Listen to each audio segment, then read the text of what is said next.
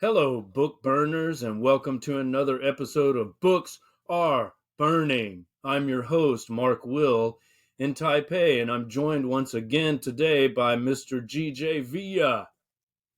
Hello. Hello. How's it going? It's going. Nice. All right, just a reminder, we're again discussing this book, which is translated into English as When We Cease to Understand the World. And the author of this book is Mr. Benjamín Labatut. Now, we've discussed the first four sections, and I'll just briefly remind listeners what those were. The first section was Prussian Blue.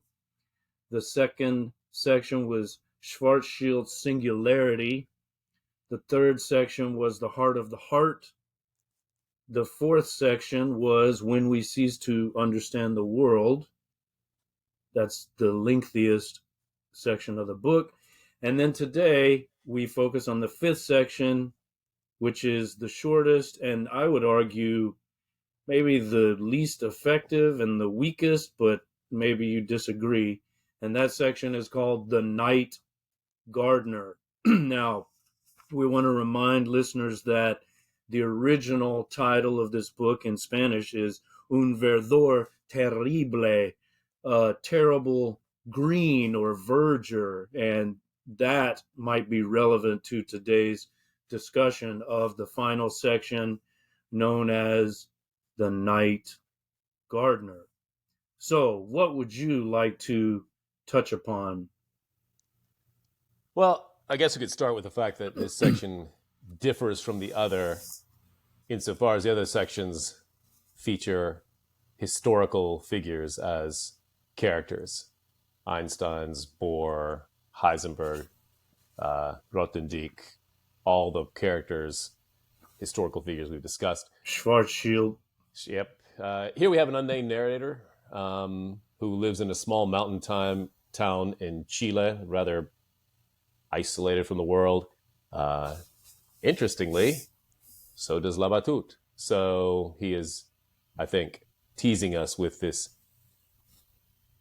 quasi-autobiographical strain, right? If previous sections were delivered in different registers or genres, the essay, the novella, etc., this one has hints of autobiography. But of course, this book being what it is, it refuses to conform to any genre strictures, right? So it seems to be autobiographical, but Labatut certainly never puts himself directly in there. We just assume, like, here is this narrator, probably a writer in a small mountain town, and he, it opens with this vegetable plague that's spreading from tree to tree. That's echoing the verdor terrible of the title. You have images of poison dogs, and then I guess the central, not much really happens except that the narrator meets a night gardener who's a former mathematician who seems to have retreated from the world in general and from mathematics in particular, right? And he seems to have arrived at the same conclusion that Labatut has the character, historical figure, Grothendieck, the great mathematician, arrive at, right? You abandon mathematics, you become a hermit. You see that the exploration of abstract, abstruse mathematics leads to possibly apocalypse, right? Or mass destruction, right? So there's this kind of cautionary note, this note of danger being delivered by this character. So, and that's pretty much for the most part it. There's a stunning final sort of paragraph we might talk about, but what are your thoughts about this strange, much shorter section with these teases of autobiography and echoing of earlier images and themes? Yeah, let's talk about the autobiographical aspect. You know more about Labatut than I do. You've watched several interviews with him. Does he have a daughter? That I'm not sure about. It wouldn't surprise me. He seems to me a very private person. He speaks mostly about, in the interviews I watched and read, about this book, right, and its composition and the ideas in it. So Not sure about that. Not sure if it matters. I mean, I think it's certainly not a one-to-one correspondence, right? Um, but the fact is, he does live in a mountain town in Chile, so there's that. Mm-hmm.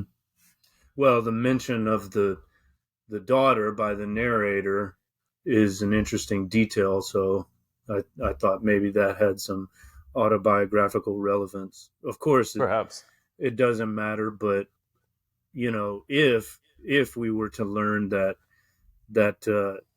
his daughter did in fact come upon these dead dogs, that Right. might make it more poignant in a way.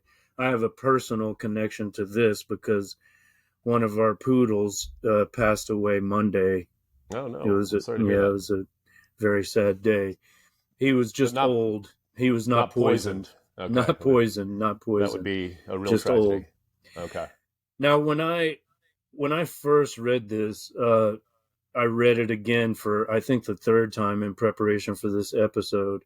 When I first read it, uh, for some reason, I thought that maybe it was suggested this night gardener was the one who was doing the poisoning, but I realized this third time that it's probably a neighbor who has made some indirect threats, let's say. Yeah. What are your thoughts on that? Could it be? I mean, who's doing the poisoning? Is it possible that it's the night gardener, the so-called night gardener, and he's called that because he likes to do his gardening at night? I mean, I suppose it's possible. It's a planted enigma, right? I'm really not sure what. We have an image of a vegetable plague, right? So a natural plague, and then that's, I guess, mirrored in some ways by this malignant man-made plague, quote unquote, if you will, right? The killing of dogs, right? So on the one hand, we have nature consuming itself, and then humanity, I suppose, doing these malignant, cruel things. But I'm not sure what Well, else to make of that. yeah, and there's also the possibility that the poisoning of the dogs is accidental, right? There's mention of people using pesticides, Right. possibly cyanide, you know, to prevent, their crops or their plants, their gardens from being infested by whatever, right? So it's possible that it's due to accident. Right. But the mention of cyanide, of course, refers us back to Section 1, Prussian Blue, and there's even specific mention of Fritz Haber, Yeah, and this is who where I think it's possibly the most interesting part of the book, of the section, when the night gardener, the former mathematician who's retreated from the world, he is the one who tells the narrator, let's say a stand-in for the writer, right, about Fritz Haber, right? And so there, Labatut is being sly as always, right? He seems to be planting the idea that he, if we take this to be true, right, as in it actually happened in his real life, that perhaps he, Labatut, got the idea for this book from the interaction with this nameless night gardener, this former mathematician. Um, uh, of course, I suspect this probably doesn't have any rooting in actual fact, right? I think it's Labatut playing with the categories of fiction and reality and teasing us with that, right? So the idea is here, like you have this fictional character, the night gardener, right, who gives Labatut's stand-in, the nameless I narrator, right, the idea for this book, right, and then the nameless I writer figure here at the end got the idea for the book we're reading from this fictional character, right? yeah, Who that's knows, though, right? I mean, it could be that Labatut's living in his little mountain town. These were actual facts, and he did meet a night gardener, former mathematician, who told him about Fritz Haber, and that is what unlocked. Either way, it's fascinating. On the one hand, either Labatut is playing the trickster, right, and blurring the lines between fiction and reality, which I think is what he's doing.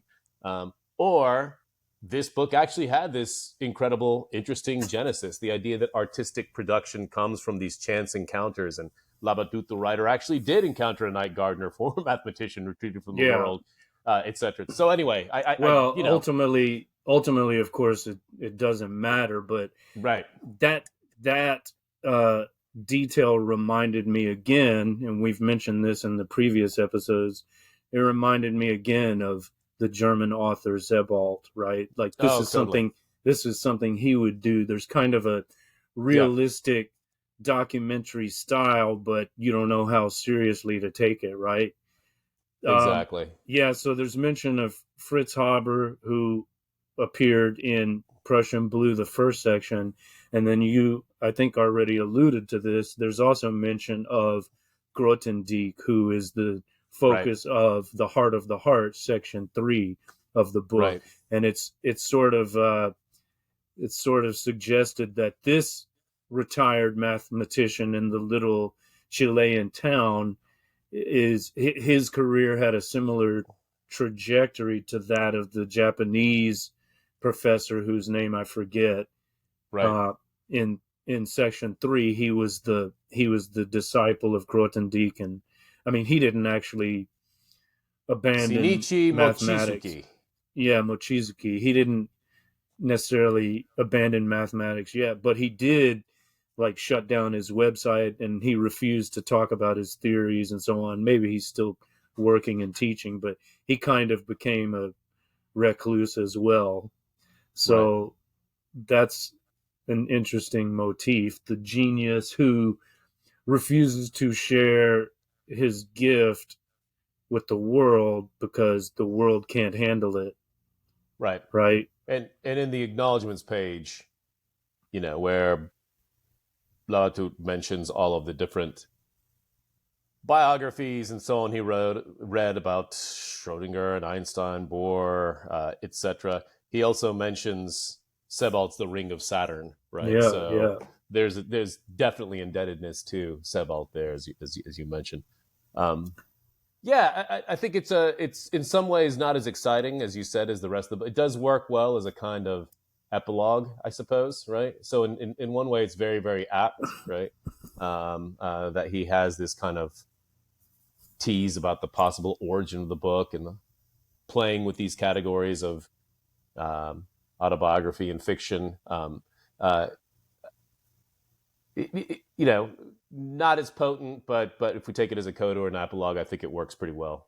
But it seems to be, I mean, in the original, if we consider the Spanish title, it seems to be key to understanding the entire work, right? Like the parasitic plant that's causing this vegetable plague, um, or actually, they're not the same, are they? But the vegetable plague that's mentioned in the first part of section 5 is the terrible green, the terrible Right, verdure, is it not?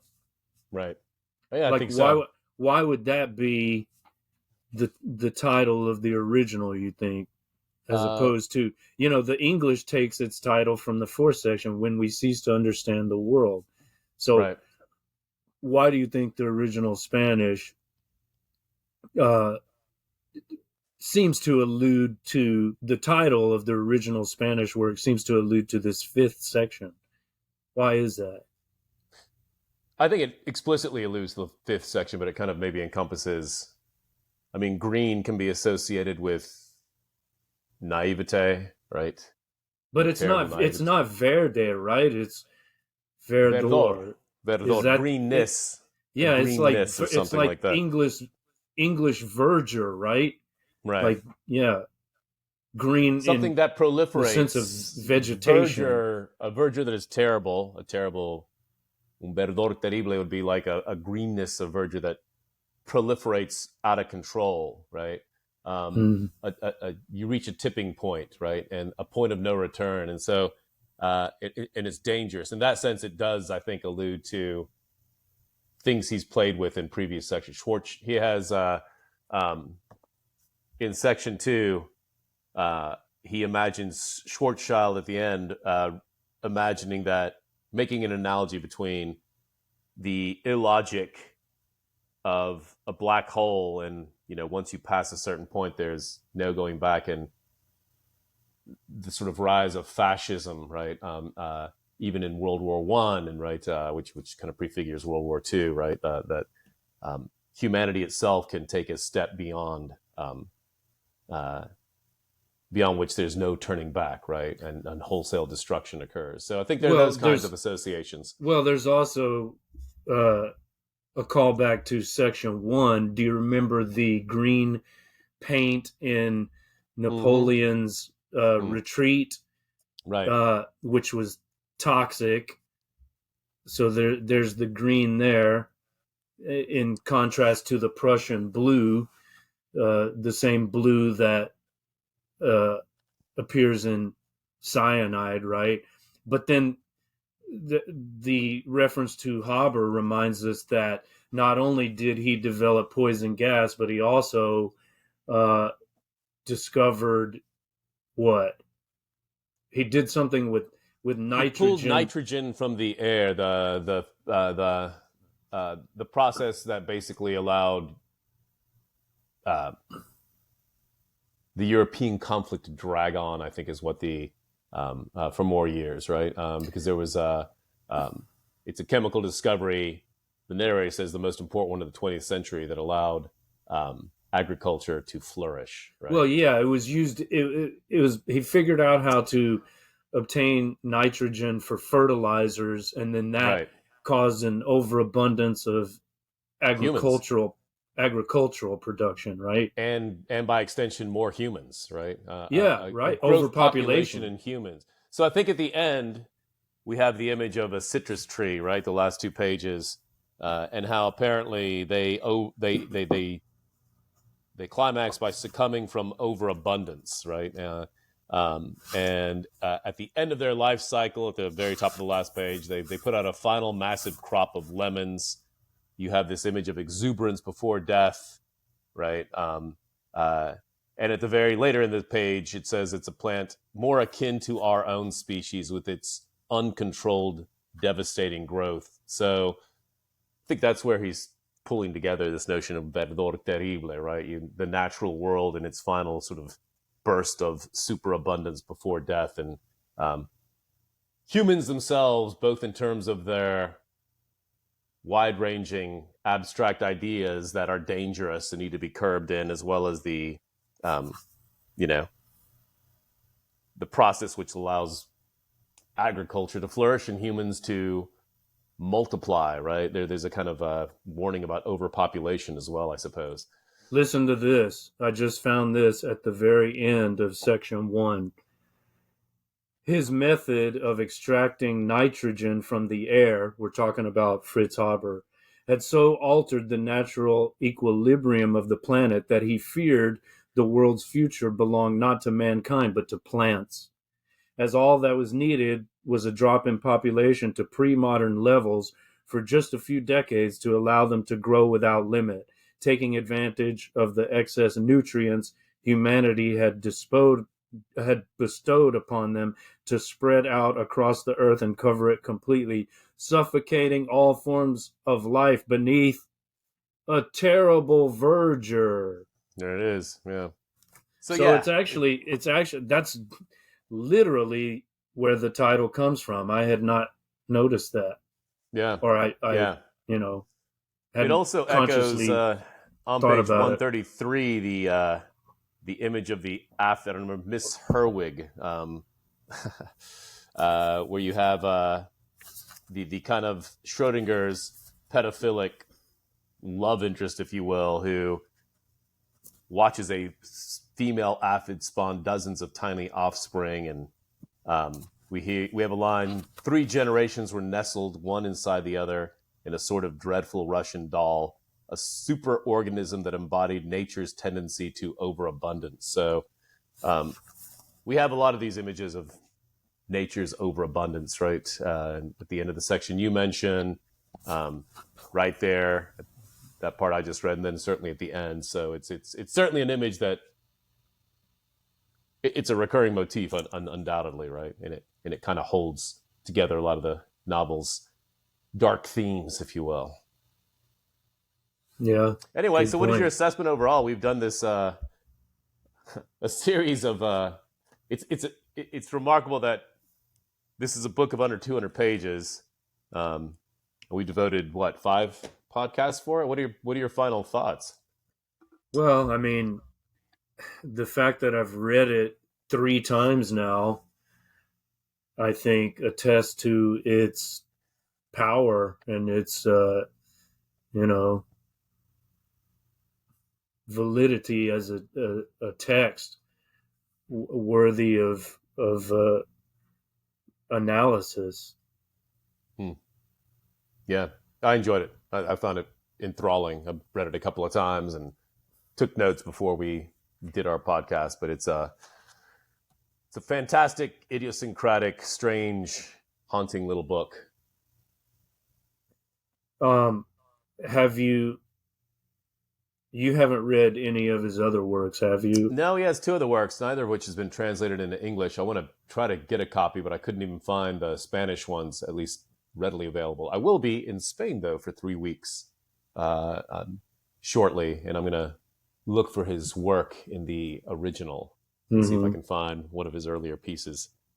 One seems to be about a kind of mental breakdown of a protagonist who is exploring the very kinds of ideas that Labatut explores here, and I can't help thinking that might be autobiographical, at least in part. But we'll see. Well, one of the characteristics of a great book is that it inspires us to read more, like read other works that might be alluded to or, I don't know, suggested, and these great works lead us to do further research on particular topics. And so on your recommendation, I've obtained The Tao of Physics, which I think was suggested.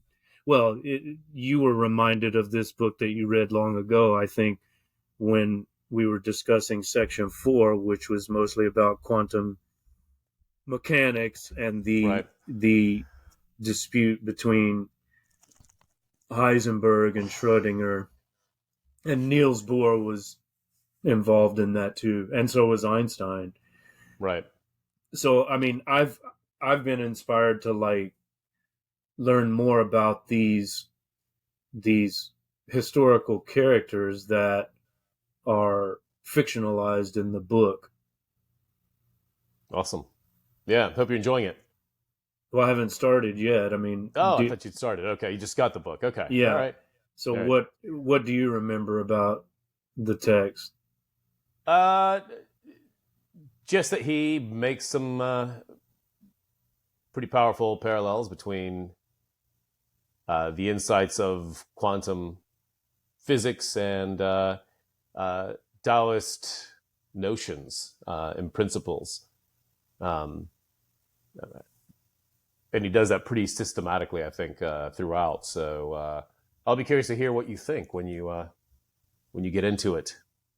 Well, the receptivity that these mostly German or German-speaking or Germanic scientists had to Eastern ideas is interesting to me, because I think it all ultimately goes back to Schopenhauer, as I've maybe mentioned before. Like he's the person who in the West was one of the earliest enthusiastic, proponents of the Sanskrit literature, saying this is worthy of our attention, and it's every bit as important as the classical Greek and Roman heritage.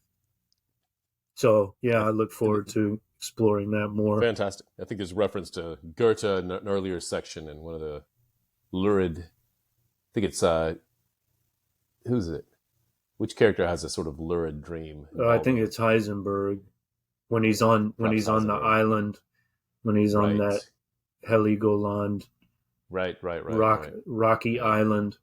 Yeah. Well, there's mention of Schopenhauer too, I think, in the Schwarzschild section, like specific mention of him. So, Right. That's right. yeah. All right. Good Well, stuff. anything else? I think we've been pretty systematic. Okay, people. Well, once again, the book is called When We Cease to Understand the World. That's the English translation. It's by Benjamín Labatut. Read it. You won't be disappointed. Until next time, this is Mark Will with GJV. Books are burning.